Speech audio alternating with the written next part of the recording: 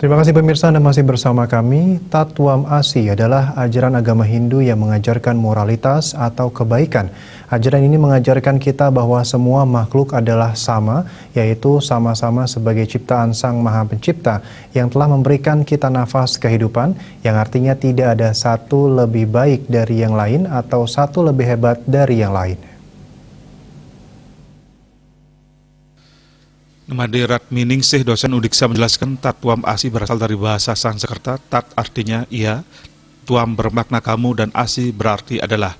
Jadi secara harfiah Tatwam Asi mengandung makna ia adalah kamu. Jadi ia sama dengan kamu sama dengan saya, dan saya adalah sama dengan kita semua, termasuk semua makhluk hidup yang ada di muka bumi, tanpa perbedaan suku, agama, ras, adat istiadat, dan yang lainnya. Terkait dengan apa yang menjadi fenomena terbaru, kita sering sekali mengecilkan atau merendahkan apa yang telah diperbuat seseorang, meski yang bersangkutan memiliki berbagai prestasi yang membanggakan dan seakan kebaikan atau prestasinya begitu saja terhapus dan terlupakan. Ajaran agama selalu mengajarkan kebaikan, kesusilaan atau moralitas. Namun ada di antara kita masih senang melihat orang lain menderita, kita tertawa di balik penderitaan orang. Padahal ajaran Tatwam Asi menegaskan bahwa bila dia menderita, maka aku pun juga menderita. Menilai ke dalam diri atau introspeksi diri sesungguhnya juga lebih baik daripada menilai orang lain.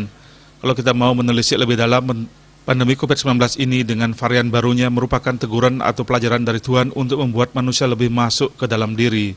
Secara aturan kita tidak boleh banyak kontak erat atau berkumpul dengan orang lain.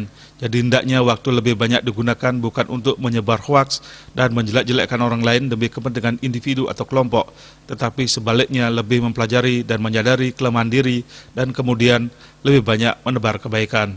Bali Pos melaporkan.